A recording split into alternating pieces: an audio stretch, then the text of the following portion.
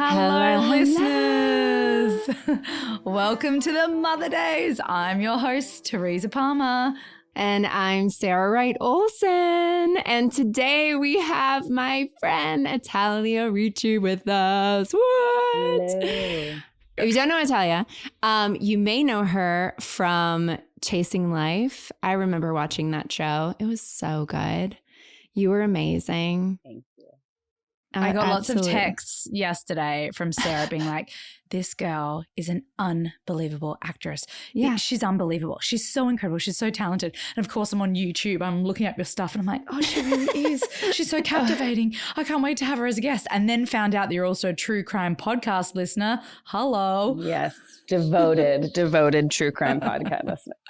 I want to hear about that. What's your favorite true crime podcast? I like A Sword and Scale, but I also really, really love Morbid. I was shooting a movie in Italy and I was pregnant, 4 months pregnant. And I remember walking through like Rome with my headphones in, just listening to like the most gruesome, disgusting details of this murder while like surrounded by the most beautiful like people and architecture. And I'm like licking an ice cream and I'm like, this is fucked up. I'm sorry. Can I swear on here? Oh, no, you can swear. You can swear.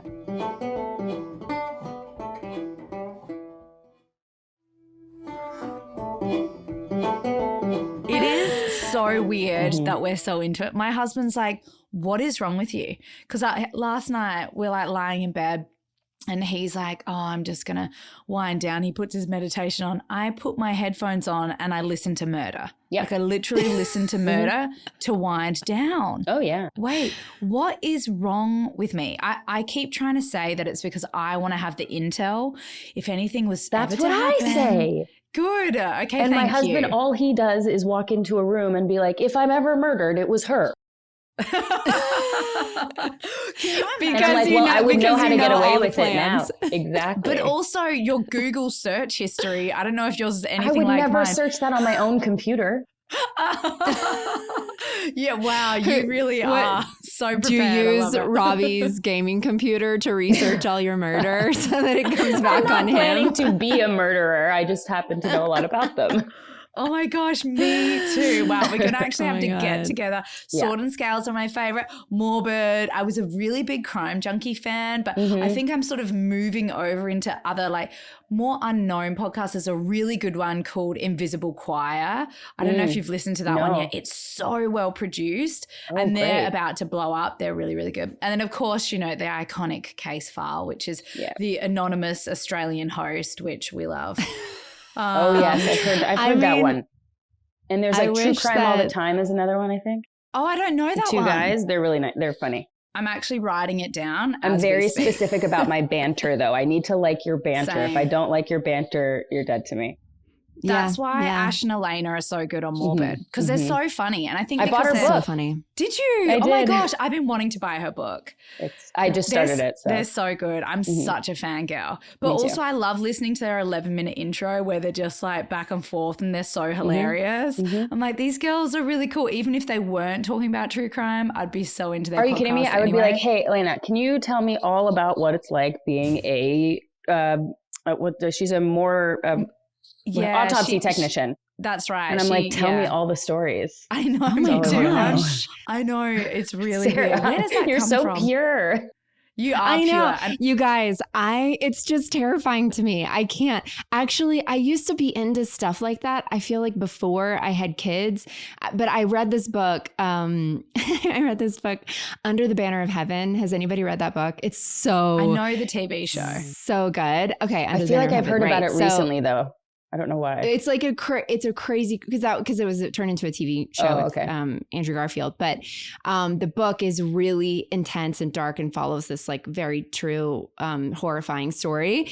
And that was like a real murder that happened and it was really scary. And then when I had kids, my brain kept going back because there's children involved. My brain kept going back to this story and I could not let it go. So from then on, like I can't watch a horror film. I can't listen to like any sort of nothing because otherwise I get into like an anxiety spiral when I go to bed at night.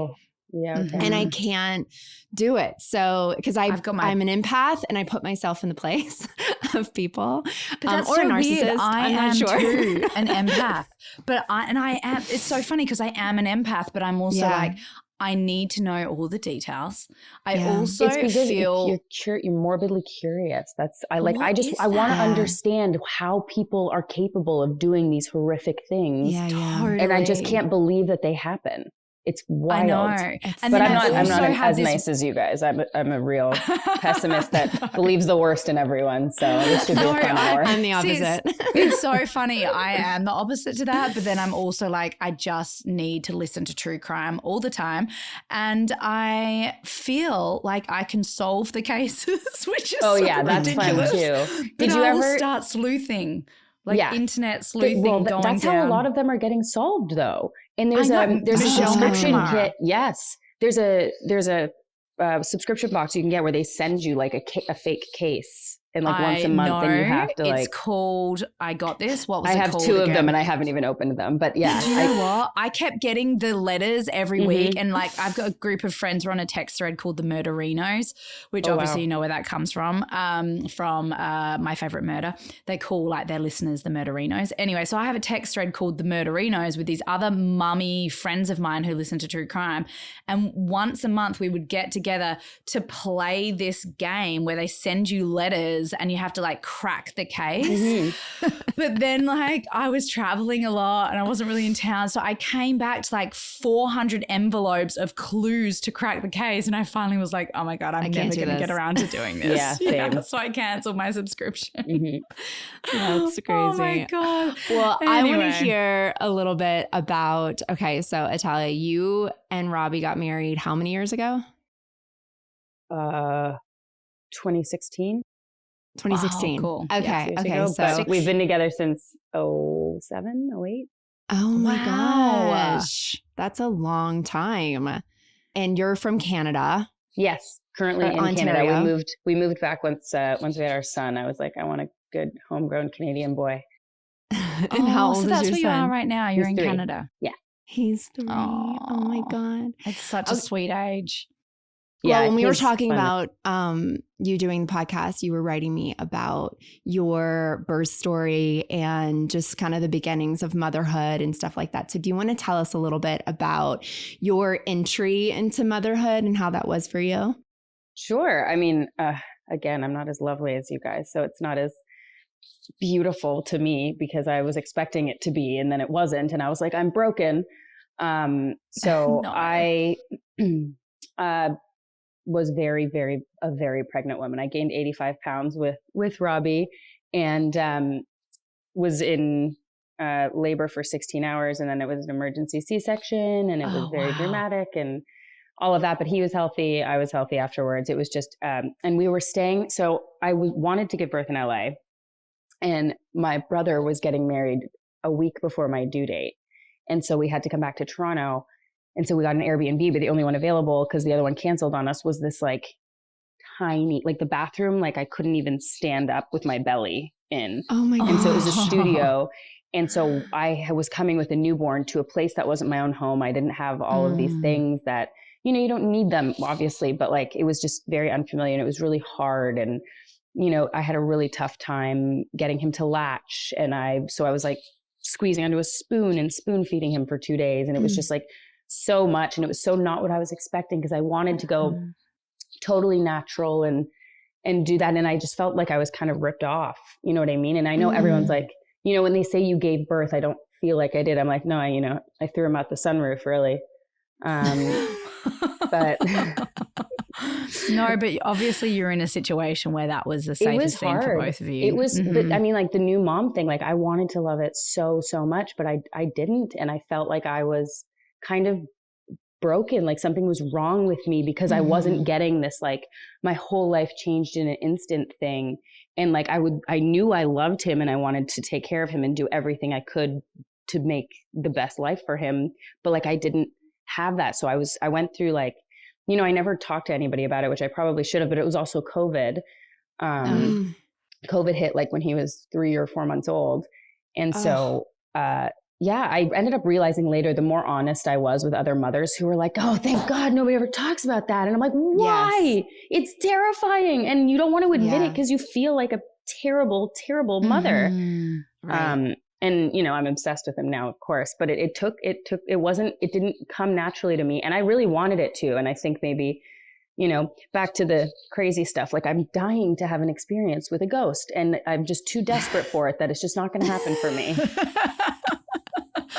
Oh my God. Well, I'm the opposite. I'm like, no experiences. I want to hear the ghost story. I don't want a ghost near me.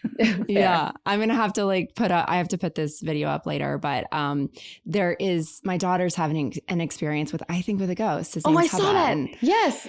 I have like a follow-up. I have a follow-up to this. No. Yeah. Because she had a full-on conversation with him on video and reacting to him and everything, where she's 2 years old, you guys. Like, you don't By the way, she's very articulate for 2. I was watching the video. I was like, good for her. Well, she has 2 older siblings, right? Fair. So she's like, they're constantly playing with her, talking to her, all that stuff.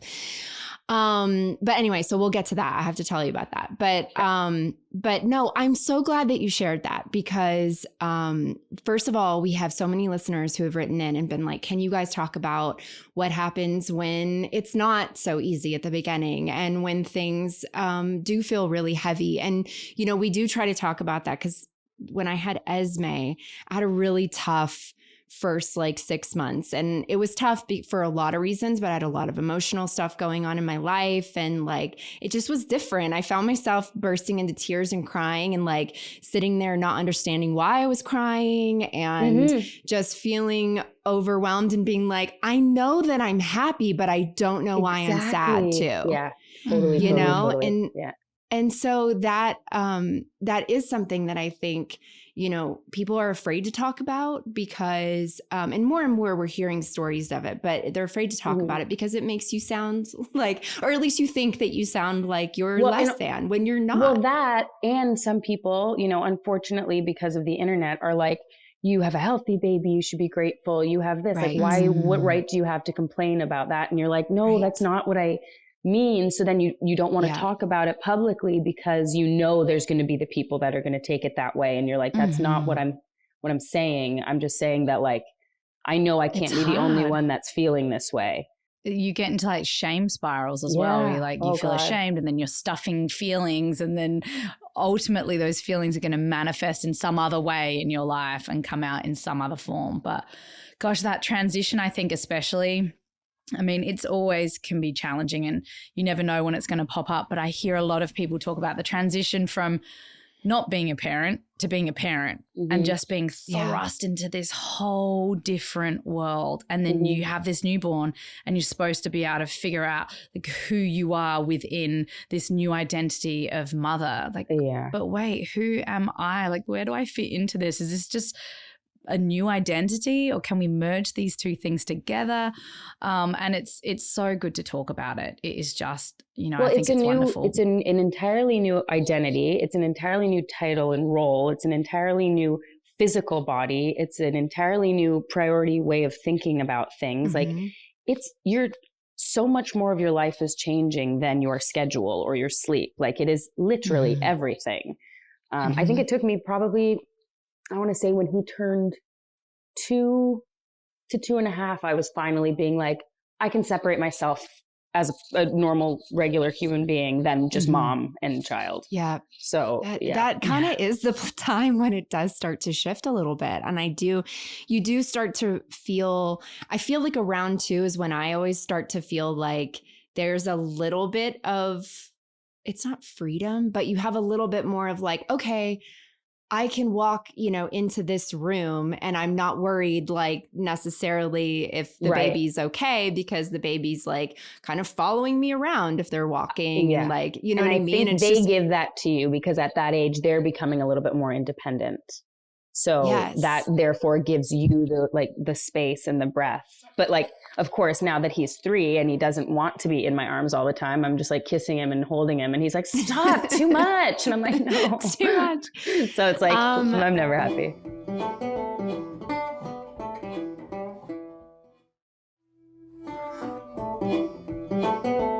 I think that to your point too, and as you were talking, I was thinking about this as well, because we had a listener just recently write in about this. But when you're going through that stage yourself, then you're also looking at your partner opposite you that isn't and wanting to punch them right in the face. Yeah, they're not experiencing a ton of change, right? Like there's change, there's transition that's happened with their partner, and there's but in terms of like their body, or in terms of like the constant, mental thing that happens with moms, where we're constantly going, have they been fed? Have they been changed? Have they, what's their schedule? Like there's a mental load that mothers in general carry, or the parent who's the main parent, the primary in general parent, carries. That the other parent doesn't necessarily carry. And so you're looking opposite your partner and you're going like, okay, like I'm going through this. They're going through their own version of this, but it's different, and that totally sometimes is really hard too. And if you don't talk about it, sometimes resentments can build. I know I got into a place where I'm like, wait, how do you just tell me in the morning, like, hey, so I've got training at like 10 a.m. and then I'm catching up with Dustin, or I'm catching up with Tim, or I'm like, wait. It can't be just like, I'm going to continue on with my regular schedule when obviously you just assume I'm staying home with the kids.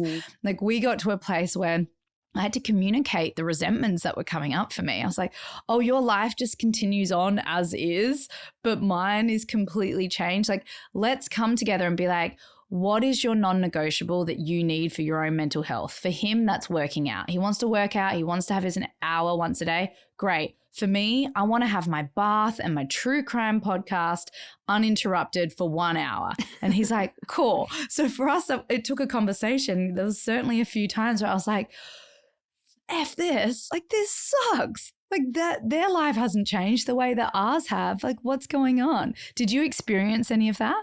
Oh yeah, totally. And especially when it came to working, but also my husband and I think it's good, but also it's horrible. We're very different types. Like I'm very type A, I read every single pregnancy book, every single early childhood book, development book, all of the things. Not every single one, but a lot of them. He didn't, not a thing. And he's kind of like, everything will work itself out kind of vibe, where I'm like, no, it'll work out if we stick to a routine and we do this and we do that. So like, hopefully our kid lands somewhere in the middle, because I'm a little bit too much on the type A and he's a little too lax for my taste.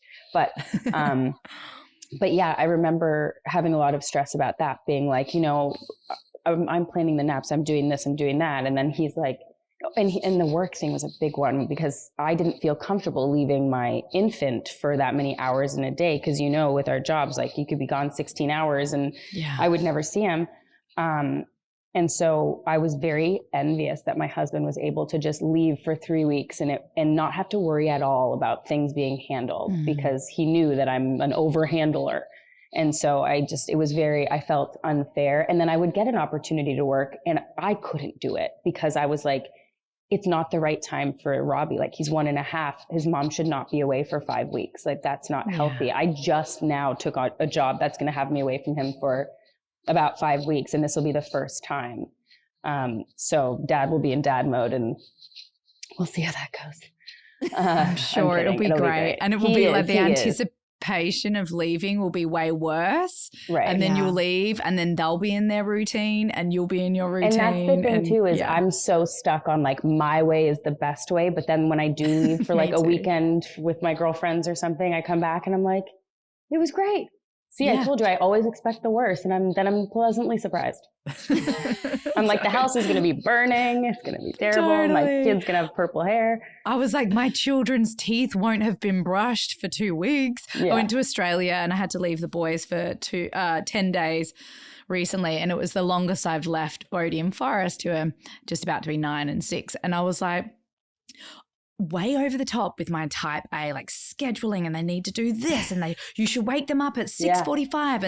And Mark was like, stop, I got this. And I came back to get intel from the boys. I was like, so how often did you brush your teeth? They're like, every single night. Dad made us brush our teeth every night. I was like, and in the morning? They were like, yep, in the morning. We even had baths, Mum. Can you believe it? I was like, my God. Yeah, okay, cool. This is the last time I'm going to obsess over this and just let go and trust that like they got this. But I can be a bit of a control freak. It's something that I've been working on. And Mark's always like, just let go of the control. Just let go of it. It's going to be fine. I can handle it. And I was like, you're right. My way doesn't have to be the superior way. It can just be my way. And then he has his way of doing it. Exactly. That's exactly where I'm at. And I just recently had like a light, like open the curtains moment. So husband Robbie, my son's also Robbie. It's a real treat. And my father-in-law is also Robbie. So Christmas is so much fun. My son. Did you have a say in that? No. Or was that just the way I had to say in his middle name because, and so I was like, you know, I want my dad involved somehow, I guess. So I was like, Angelo's a pretty aggressive name for a little white kid. So maybe. I love it. I was like, Dad, do you have a middle name? And then he told me a name that wasn't his name. I'm like, you have no name on your passport. Did you just make up a name? And he's like, well, you know, I was confirmed with it. And I was like, it's my kid's name. And so then my husband Robbie was like, is there like somebody you admire? And he goes, well, you know, I like the hockey player Bobby Orr. And I'm like, Bobby Amell? Are you kidding me? That cannot be my kid's name. Robbie Bobby. Yes. I would die. Wait, his name's not Robbie Bobby, is it? No. And then my dad goes, amazing. No, I immediately said no. And then he was like, well, you know, Elvis. And I'm like, Robbie Elvis? And then my husband goes, Presley. And I was like, that's it. So it's Robert Presley. So cute.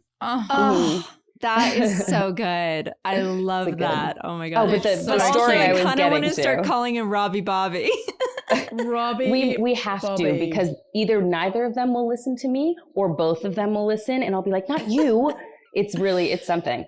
Anyway, so we were husband Robbie and I were supposed to take a trip to the Bahamas, our first trip without the kiddo since he was born. And I woke up and we were supposed to leave 7 a.m, woke up at 11 that night because I could hear coughing and crying, and his house his room's on the other side, and he had croup, but he had it so bad that he wasn't getting any air. And I've read all about croup. I know what to do. I froze. Husband Robbie, his earliest memory is his mom holding him in a steamy bathroom calling 911. So he knew what to do. He like snapped into action, and I was like, I should never worry about anything. You have got his instincts are awesome. So I was like, I'm going to go shoot this movie. You are going to be just fine. That's so funny. Yeah. It's like my husband takes the medical stuff on. That's his thing. Yeah. Like if someone gets injured or if someone, you know, even if it's just a small boo-boo, scoops him up, takes him in, dresses it all, gets it all done, very calm. I'm the one who's like, what happened? I know, same. Oh my God. Stabbed her on the stairs. He was like carrying plates upstairs. He fell. This was yesterday. He fell. He was wearing socks. He kind of slipped, fell. All the plates smashed. They were just like, they just all smashed everywhere.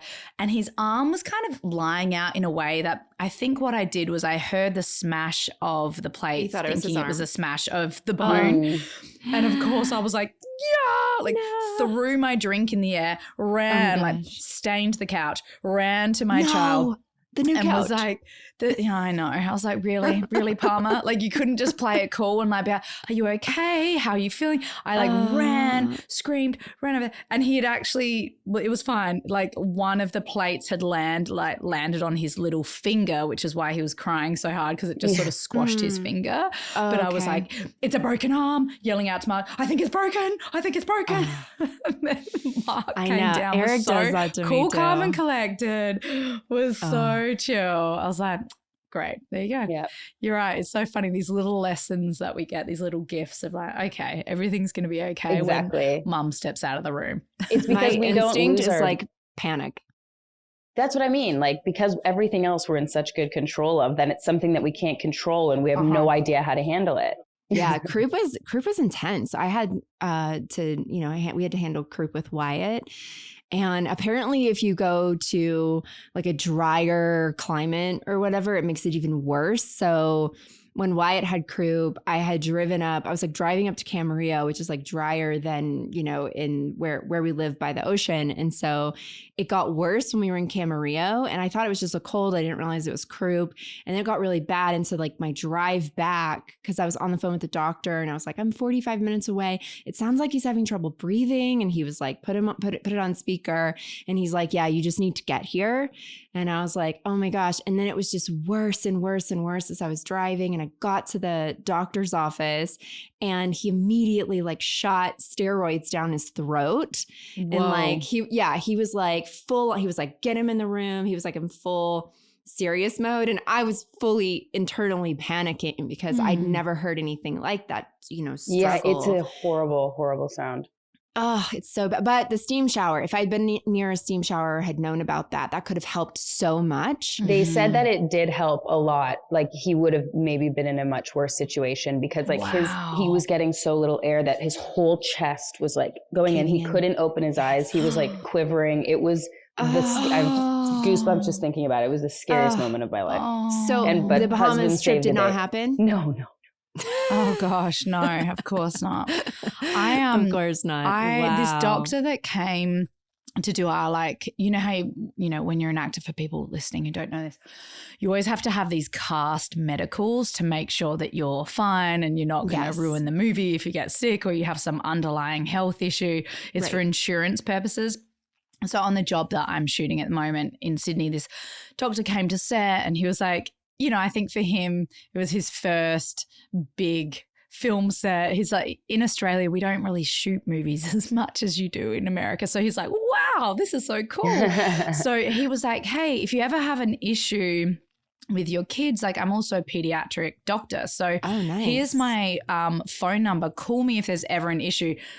Call him the next day. My daughter's got gunky eye, like really sore eyes, gunky, everything. I mean, it just sort of turned, and I called him almost every day for the next week. But something he told me that he's like, it's just really good to have in the house whenever your kids have something like croup or RSV or something, is a spacer and a Ventolin. And he's like, have it in your home. And the moment that you see that your child is struggling what are you talking Ventolin is like an asthma puffer. What do you got? I know you guys have it here, like one of those little gray, like, you know, those things that you can push and it gives them a breath. And a spacer is like to go over their nose and mouth for younger children. They call it something else here. They call it, oh my gosh, what do they call it? It's a, is it the one that you can like squeeze? No. Well, no, it's just this little mask that attaches to the Ventolin. So you click the Ventolin in it as a little mask and you can give them 3 puffs. And so he wrote this whole thing down for me because my kids were coughing, and he was like, this will help you if you need to get to the emergency room and you're worried about getting there. This will help you on the journey to the emergency room. And he's like, and sometimes the Ventolin is enough that you don't even need to go to the emergency room. And I was like, why is this not public knowledge? Is Ventolin like a substance in it, or is that just what the device is called and it's just air? I think it's the substance that's in. So there's like a steroid or something. Your lungs. Yeah, so you need probably a maybe prescription. Like a That's what I feel. You need a prescription for that. I don't feel like you can just go and buy that. Well, I don't know, actually, to be honest. I can't remember. But so I have one here at my house. Write this down. Yeah, write it down, people. But I've just got it in my first aid kit. True crime and Ventolin. True crime and Ventolin. And gaming. I want to get to gaming. Oh, God. Yes. Tell us about the gaming. Okay, so we have we talked about video games on this podcast yet? I feel like we haven't. And I have a question about it because I'm so curious about video games, because we grew up playing Mario Kart, Donkey Kong, Super Mario Brothers as a family. It was something that we did. We had like the, Super Nintendo, and we sat around and like we took turns and we checked all of our scores, and everybody was so into it. And my parents and my brother and I, And it was kind of a bonding thing for us, but I feel like video games have changed a lot over the years and I'm a little afraid of them. So tell us about the gaming in your house. What's happening? It's a lot. So my husband's best friend lives with us as well, and they're both really big into gaming. So we have like 2 game stations, plus they have their gaming laptops. So if they can't get away, they have to sit at the table. But fine with me. At the end of the day, we made it through another day of parenting. We slap high five. I get my glass of wine. He goes plays his video games. Nice. Okay. So nice great. and peaceful. Love it. But I think that the trouble with video games now because I remember that too. I remember playing like 007 with my brothers on N64 and it was when everybody started getting like their own computers in their rooms. And so there's just too many ways to play games now so that you become disconnected. Right. Unless like, I was shooting in Vancouver and my brother had the VR Oculus thing and we played like Beat Saber, which was actually amazing and really fun. Oh, and was this the picture that you posted with the VR thing? Yeah, on, it's an and Oculus. that really cute workout outfit. So I was that's not a game. That's like it's a boxing thing where you stand in the most beautiful locations, like on the top of a mountain, and you hit these targets to these amazing playlists. Like there's 90s, there's punk rock, there's Christmas, there's Disney. And each thing is like, you can pick from like 5-minute workout to 40-minute workout. And I dripping, like drenched. That's why I had like the mask on my face. Like it's insane. And because I put wrist and ankle weights on too. So you're just like, it's fun. And like you get, the harder you punch, the more point you get. Anyway, so obviously I'm a gamer too. I'm intrigued by the VR stuff. My kids it's funny. I almost prefer them to play video games than to just sit and digest movies and TV shows. Oh my God, I think because there's something interactive and they're using their brain, as long as it's like curated. Like you have to make sure, Bodhi has been asking about Fortnite recently because, and I know Fortnite was massive like years ago, but a few people at his school play Fortnite and that's just one I'm like, absolutely not. Like that's not one we're going to do. We're not going to do Fortnite, but Minecraft is amazing because he sits with his brother Forrest and they play together. So they come up with strategies and they're building like, I don't even really know how it works, but they build their own little like huts and whatever. And then you have to forage for food and all that stuff. So that I really love. If they're interactive games, I'm actually like, I quite encourage it. And there is a game that I love playing with the boys. Like it's our thing. And when I was shooting a Discovery of Witches in Wales, I would wrap and come and play this video game with them the moment I got home. I was like, all right, we're playing Splatoon, which is this really fun paintball game. And it's like non-violent. It's really cute little creatures. It's great music. And you can play against other people around the world, but with no communication. So you can't like start contacting anyone. And sometimes you're on the same team and sometimes you're not on the same team. And it's just so much fun. We have a blast. And it was always our thing that we looked forward to. Like when mum got home, we'd have our Splatoon battles together, which was so great. I haven't done it in a long time. But we've now limited the gaming. So it was, my kids were getting obsessed. They would wake up and be like, when's our iPad time? When is it? And so now we don't do any at all during the week. And on the weekends or on holidays, they can have an hour, but it needs to be interactive. So it's not like you disappear for an hour into your room and you're not talking to someone. Like you have an hour and you're interacting. And I found that the bond between the boys, there's this really cute game called My Singing Monsters, where these like little monsters start singing and you build like planets for them. And it's like very chill. But my 14-year-old will play with them and they'll all play together. And it's really, really sweet. So I'm pretty okay with gaming. I know, Sarah, you're dipping your toe into the gaming world with Wyatt at the moment. Yeah, actually we're not there yet, but I guess this will come out after the holidays. So I don't even know what it's going to be like once this is out. But we're talking about Minecraft because Wyatt,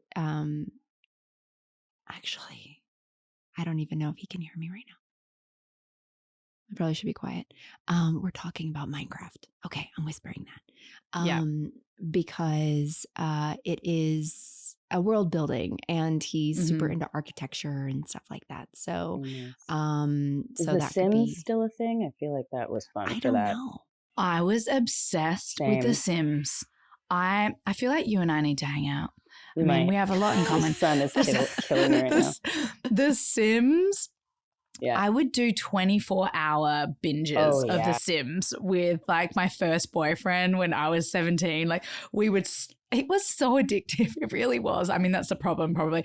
But you like line up all the things for them to do, like go to the toilet, clean out the fish tank, like go and say hi to a friend. It was so much fun. Yeah. I loved it. No, I want to ask you, you said that your husband's best friend lives with you guys. Tell me about this dynamic. What is this? I got husband 1 and husband 2. Although I kind of feel like I might be related to his best friend. We discovered that our families are from the same very small town in Southern Ontario. So I bought an Ancestry DNA kit and we're waiting for the results. Can you imagine my husband's childhood best friend and his wife? That would be insane. Cousins?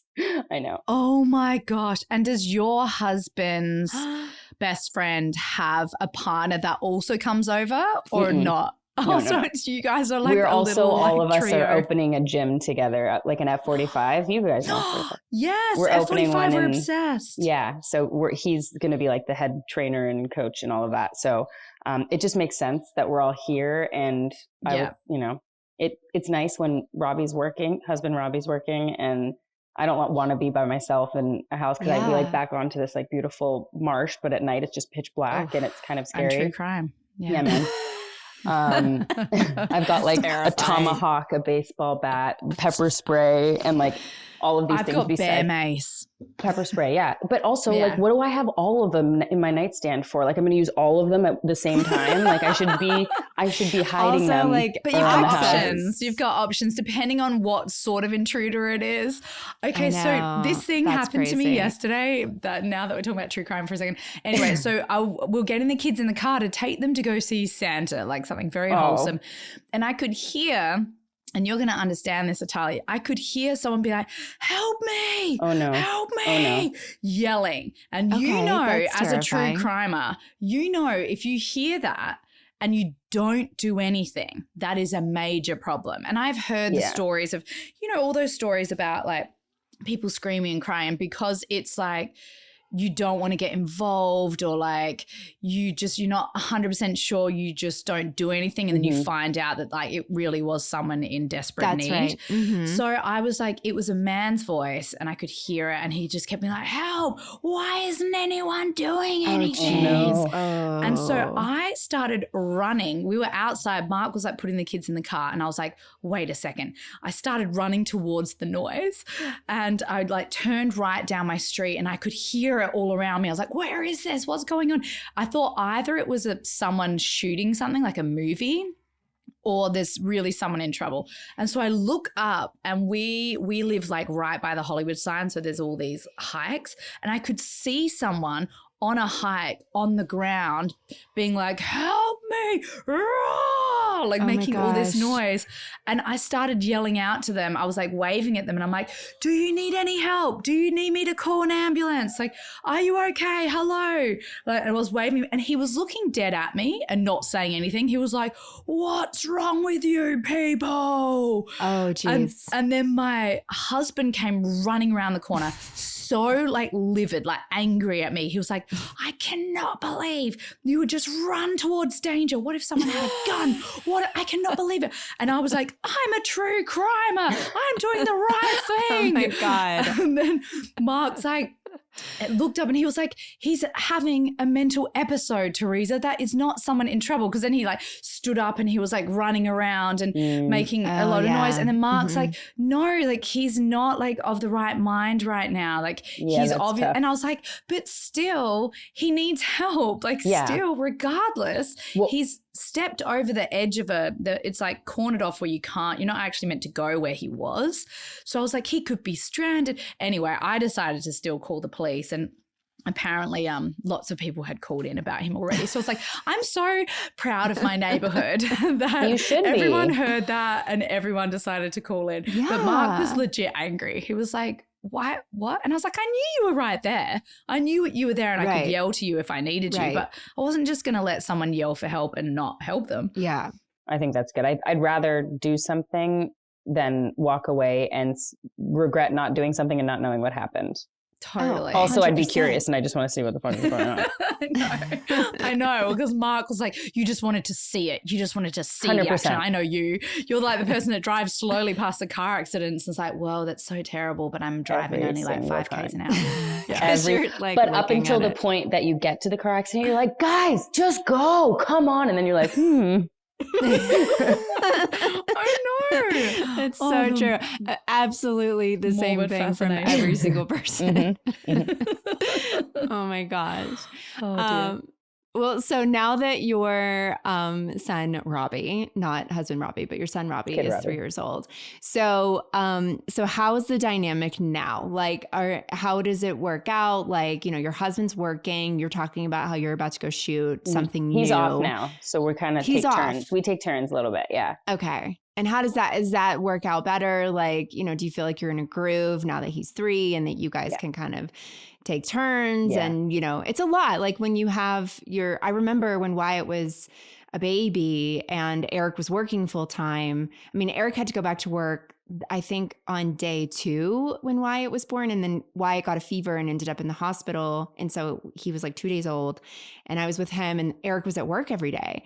And so he would like come to the hospital exhausted and scared. And we were both like not sure what was going on. And, but I remember like after that, I was a little bit more of an anxious mom. And I think I had some PTSD from like being in the hospital with a newborn and, him having all these tests done to him.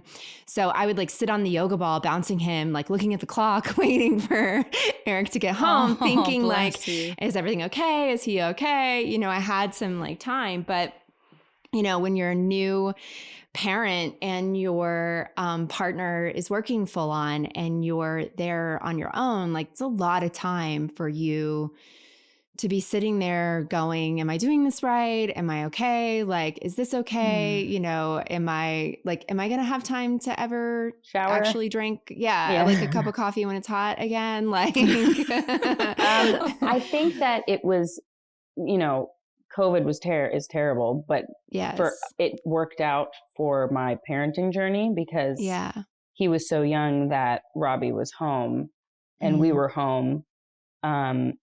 And we actually, I think during COVID, we sold LA and moved back to Toronto. But at that point we were in a condo. So it just like I never felt that alone during the very early times. That's good. Once everything started opening back up again and work started happening again, we both ended up working in Vancouver back to back. So it worked out really well. So we spent about 6 months there. And so one of us was always home, and we had an incredible nanny come with us during that time, just because there were a couple of weeks of overlap, but only like a day or 2 here and there. Like I was way too concerned about leaving a brand new kid without his either parent for too long, like more than 10 hours. Anyway, so now our son's in school and he, the routine is much easier. He is very articulate. He knows what he wants. He's his own person. He's amazing company. So when Robbie's away working, we have our routine. He goes to his ninja class because we can't call it gymnastics. Cute. And then swimming. And then we go out for, shrimp pasta after. Like, it's just, he's Cute. So fun to hang out with now. And so it just feels so much easier. And I see new moms and I don't know, maybe they're loving the newborn phase. And I'm always like, it gets better. And they're like, what?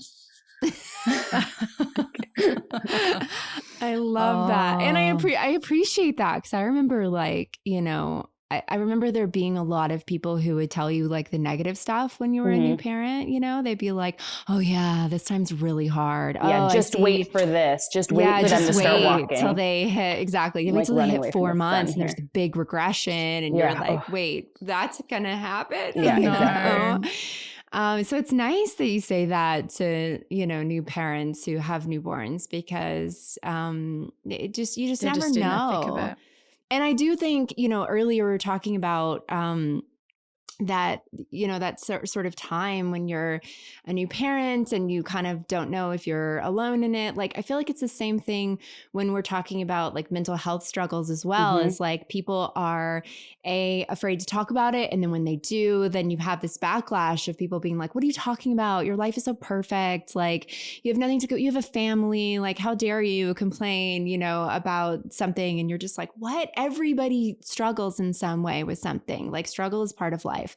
And so everything is relative. So, you know, we all go through our own journey. So placing judgment on someone who looks like they have it all together that's not okay, because you don't know what's really going on, you know? And I feel like there's that same stigma there. Yep, I agree. I either, when I was a new parent, I was like, why didn't anybody tell me about any of the stuff that actually happens? Like, none of the books touch on it. None of the really gnarly stuff. Like, do you ever wake up in the middle of your night and look at your partner and be like, we made a huge fucking mistake here. We were not ready for this. And I'm like, saying it out loud made me cry, because I'm like, are we horrible parents? Because we want him. He's our son. We love him. But like, we didn't think this through. Right. You know? And like, then you talk to other parents and eventually friends, and it comes up and they're like, oh, we've said that. And you're like, we beat ourselves up for weeks being like, we shouldn't be thinking, like, that shouldn't have crossed our mind. And you're like, no, that's a normal parent thought, you know? And so I'm like that, like, so when I talk to people, when I see them that have babies, or even I see pregnant women now and I'm like, oh, you poor thing. I'm like the opposite. But again, like, my pregnancy journey I was lucky. It was healthy and it was relatively easy. I mean, I had sciatica and carpal tunnel pretty badly and gained a bazillion pounds, but I mean, it was still a good experience that way, but I didn't love it like I wanted to, like I really wanted to. And same with like the birth story and then the newborn phase. And I was like, when is this going to get to a point where I'm like, this is awesome? And now I'm like, this is so awesome. Like I'm not going to do it again, but it's worth it. You have your bestie. You're like, we're good. Oh my God. It's only getting better. And you're honestly, it does get, it just does get better. And better. Every time you're like, okay, this is my favorite stage. Like 2 months later, you're like, okay, this is my favorite. Yes. And so now instead of before where it's the baby phase and they're like, well, just wait until he starts walking. Now it's like, oh, just wait till they start like really talking on their own and remembering their dreams and like all this. And you're like, it's the sweetest. It's the sweetest.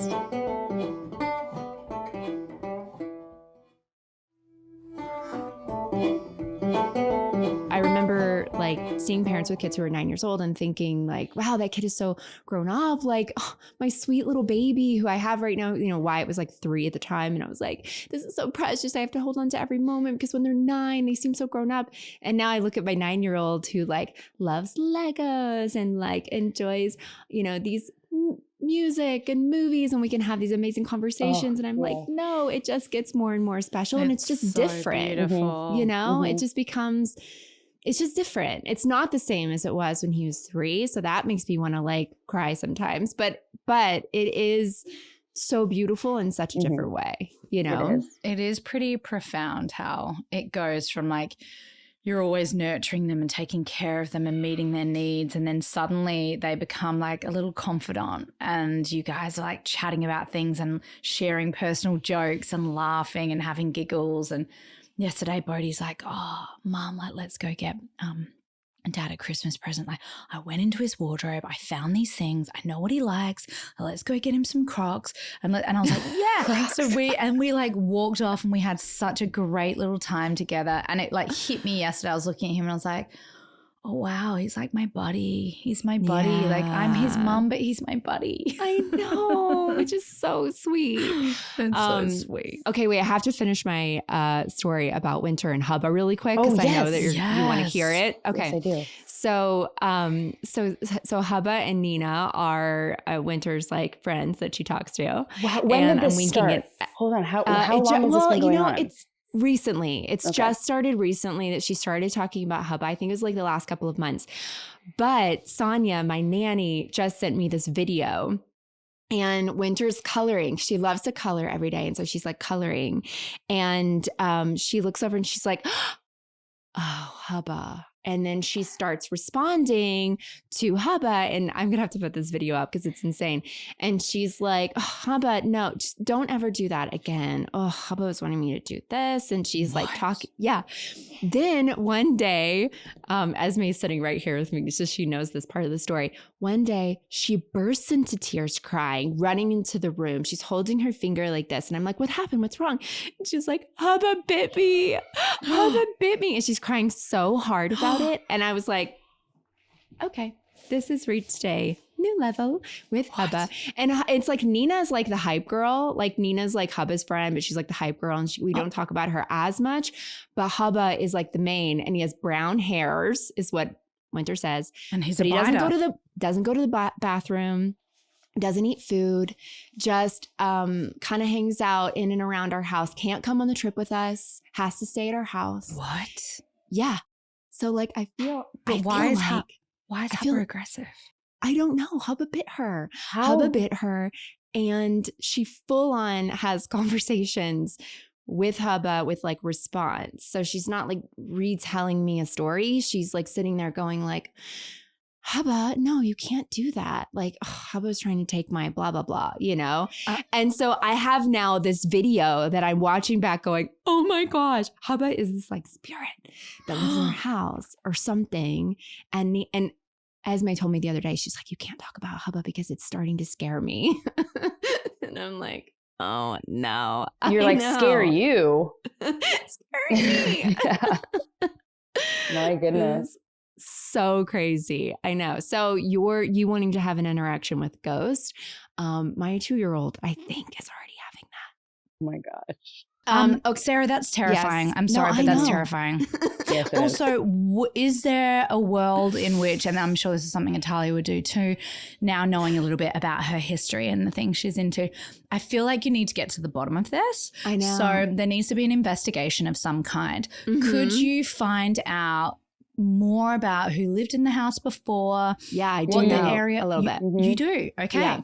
I do know that this person who lived there before us was a male, and he lived there and died, and then his house went into a trust, and we bought it out of a trust. And so I think he died there, and I think he fought in some war, and he had this like crazy, he had this like really old American flag with only, I think, 48 stars on it or something like that in the rafters of the garage. And so we framed it and put it in one of the guest bedroom because we were like, oh, this is kind of cool, like an homage to this person who lived here before us. And his backyard was so overgrown, and he had like 20 cats. Like there was all these cats, stray cats in the neighborhood that lived there. So when we moved in, like there was a lot of clearing out that we had to do, and like between like the greenery and then also the cats and like everything. So but that's all I know. Maybe he had a dog named Hubba. Oh yeah, it could be a dog. No, the dog. Oh my God, maybe he had a dog named Hubba. Oh my gosh, that's so interesting. Yeah, I don't know. Brown hairs, bites. Brown hairs. Doesn't go to the bathroom. I did say, is it a boy or a girl? And she says a boy. And I said, is Nina a girl or a boy? And she says, Nina's a girl. And she also has brown hair. And I was like, interesting. I wonder if Hubba and Nina were like related or. Well, ask her if they're human. Yeah. Yeah. I tried that, but that was a little unclear. It was a little unclear. Yeah. I was like, are they human? And she goes, no, they're right there. And I was like, okay. Need clarification on human. Oh my gosh. I wonder if the flag, I wonder if the spirits are attached to that flag. I know. The biting did happen in the room with the flag. So did we see any, was there any imprint of the bite? No, she was just like holding her finger. And I was sort of like, at the time, I didn't really know much about this whole Hubba thing. And I was like, what is she talking about? You know? And so now I'm sort of I'm going back in my brain and putting all the pieces together. It's the end of the sixth sense like, in there. Oh, this is like a thing. And it's bananas. So, okay. So I will update everyone on Hubba. There will be more. Please do. Because we'll have more conversations about Hubba later. But before we get off here, I want to ask you have a new clothing line. Oh, yeah. Right? Mm-hmm. And I have the sweatshirts, sweatpants in white, and they're amazing, gorgeous. But it's called Veld Amsterdam. Yeah. Just Veld, but it's out of Amsterdam. Veld. Yeah. Okay. Okay. So you can find it at veld.amsterdam, correct? Just veld.com. Well, I meant on Instagram. Oh, yes. At Veld.Amsterdam is your Instagram handle, right? And then Veld.com is the brand.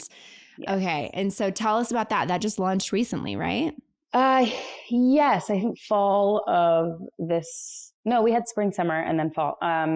So one of our other best friends who's staying here for the week from Amsterdam, we have an advertising agency with, and we have offices in Toronto, Amsterdam, and New York. And then so we decided to also try and do some sustainable, organic, handmade clothing line because I live in sweats and it's cozy. Yeah, it's they're cold. like the coziest, comfiest sweats ever. I'm going to get some. I just looked today and I was like, Sarah, I told you to send me your address. I'll send you some.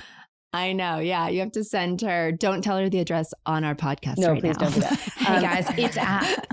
No, go on the website, pick whatever you want. Oh my gosh. Thank you. Sure. I don't have any. I don't know where all my sweats went. I was like, what's happened? I think maybe Isaac stole them.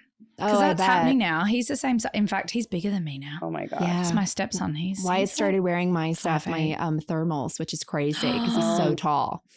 Oh my goodness. I started, I have the same set you have, the white, like the cream zip up set. So great. I've worn it like one time because every time I want to wear it, I'm like, I have a 3-year-old. I cannot do this. This is never going to last. Or if I'm like, I want to wear it to like the airport because it's so cute. And I'm like, why am I wearing white on a plane? Like never. You're going to have like smashed snacks into it like within 30 minutes. Oh my God. But it is so cozy. So I wear it like while he's at school and then change. Oh my gosh. Amazing. You're such a mum boss. I love all the things that you're juggling. That's incredible. No, those are just me trusting a lot of. Oh yeah. And that too. And F45. That is my favorite workout. My favorite workout. I got to say 45 minutes. That's it. I lost a lot of my, so like I said, 85 pounds. I lost it all, was working out. I couldn't fix things. So I ended up having to get surgery to reattach all of my stomach muscles. Oh my gosh. Did you have really bad DR? I did. I didn't even know it. Wow. Yeah, so you had the DR surgery. It takes like 6 weeks or something to recover, right? Well, since I was going in anyway, I was like, can we get rid of the skin? So I did a full tummy tuck. Wow. Because you could grab the skin on my sides and fold it over. And so I was like, just get rid of it. So the recovery was gnarly, but it was very well worth it. Oh my gosh. My friend did it because I have really bad DR, like 4 fingers. It's so worth it. And it's so, I don't know if I'm a candidate because I don't think I'm separated on the sides. I'm only separated in the center. And so I feel like it's come together more and more. But I too carry very much in the front and then gain a lot of weight. But my friend that got the surgery, I mean, she said it was so intense. You have to be a candidate. Yeah. It has to make sense. You have to go with this, with some specific type of surgeon that only does this, thing. And then, but then afterwards it was like amazing because you have to worry about what prolapse uterus and stuff like that later on in life, or getting like really bad hernia or whatever. If you don't have the muscles there to like hold your organs in. Exactly. You're worried about the safety of everything in there. And then also now I can just wear nicer clothes because I'm not worried about everything with like spaces and holes and skin and Wow. But it was worth it. And so that now working out, I'm seeing with I hate exercise. I only do it so I can drink wine and eat charcuterie.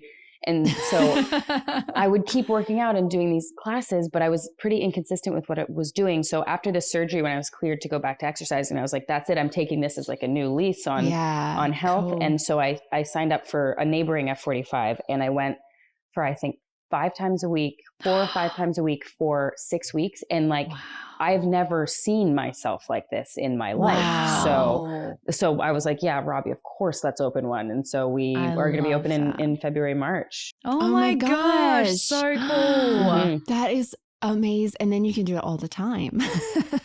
It's also so good for mental health. I mean, I think that's like the main reason why I do any exercise at all. And I'm like a Peloton junkie, but, and I come and go, I get hot and cold. I'll go for a while where I'm like not doing it, but then I do it and I get really into it because I get addicted to the sweat and the way that I feel afterwards. It's like, I get so the best feeling. It's just like, and then you take a shower and you're everything is like all your blood vessels have like been, doing whatever they do. and then you're kind of glowing and you're like, oh, wow, this feels so good. No, it's nice. Which is amazing. But that's so cool and so amazing to hear from someone who actually got that surgery because I know that it's something that a lot of women don't even know about that exists because of course, like your OBGYNs don't necessarily say like, oh, let me check your stomach muscles or whatever. It's like always been me asking and saying like, is this normal? And they're like, yeah, it'll heal itself. And then you're like, okay, but like none of my, like you can feel the stitching in between them. Like it's very strange and it's like really hard.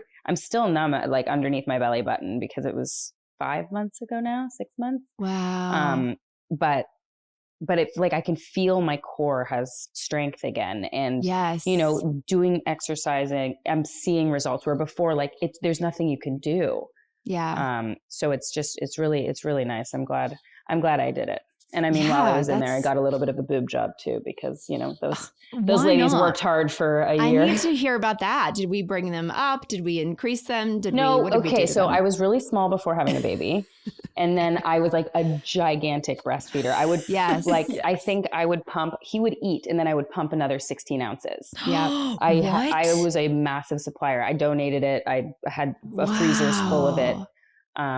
And so I was very lucky that way. Once I figured it out, the beginning was very hard. Yeah. And I was not the woman who could like lose weight breastfeeding. I just stayed very large the whole time. Wow. Anyway, so then they went back to normal and well, not normal. They just looked like kind of really, really, really sad pancakes. And so when I was in there, I was like, since like you're going to be, you know, in there anyway, like what can we make them just look alive? Like, I don't want to look like a porn star and I don't want to look like I've had plastic surgery, but I want just give them a little, I want them to look fluff. Like boobs. Yeah. And not this. Totally. And so it's like the second smallest size you can get. And I feel like a lady again. Not that I didn't before, but like, it just feels like, okay, because I know I'm not having another kid. So I was like, get her all done. And it just gives you the confidence that like, I can, like, I feel more like me. I know it's so superficial, but like it gave me just a piece of myself back that I felt like I had lost so much with the early years. You know what I mean? I feel like I'm a terrible guest for your show, by the way. Everybody's also like, everything's like beautiful and enchanting and magical and natural. And here I am being like, I got fake tits and I hate everyone. It is refreshing. It's the most refreshing thing ever. I love it. We actually have a beauty conversation where I'm like, I was looking at my face. I'm like, I feel like I'm the only unbotoxed face and I need to just change everything and fix everything. And we have this thing where I'm like very vulnerable in the episode. I'm just like, oh my God, I've been holding out for so long. But now I'm like feeling like I'm noticing all these things in the aging process that I'm trying not to, be reactionary about, but it's still, you have the feelings. And what we said in that episode, we were like, whatever makes you feel good. If you want to go out and get all the plastic surgery, go do it. Feel empowered to do that. If you don't want to do it and you're embracing it naturally, great, go do that. You know, whatever There's works. no judgment either way. And that's why you are a perfect guest for our show. Because I think it can't all be the same. Not everybody is the same, and not every birth is the same, and not every parenting journey is the same. You're not all going to have, not everybody's going to experience baby blues like I did, you know, after having even your second kid. Like it's going to be different. And it's so important to show all of those colors, because when you don't show those colors, people feel really alone. Yeah. And I think it's amazing, A, that you talk about it, B, that you did it. And this is something that has empowered you and made you feel good. And that you're taking care of yourself, which is so awesome that you're doing something for you that makes you feel more like yourself. You know, I just love it. So great. So amazing. Oh, you've been so fab. I need to meet you. We need to like have true crime binges one day together. Add me. Yeah. Get my phone number from Sarah. I'm going to. Like running away from this I'll put us on a group text and then I'll earmuffs anything that I can't watch. I know. I love it. Oh my God. I love you so much. Thank you so much for doing this. Eric was so excited I was having you on because he just adores you. And you're amazing. And you guys can find us on Apple Podcasts, Spotify, or wherever you listen to podcasts. Please follow, subscribe, rate, review, all the things. We so appreciate it. It does so much for our podcast when you do that. We love you, daisies. Thank you. Bye. Bye.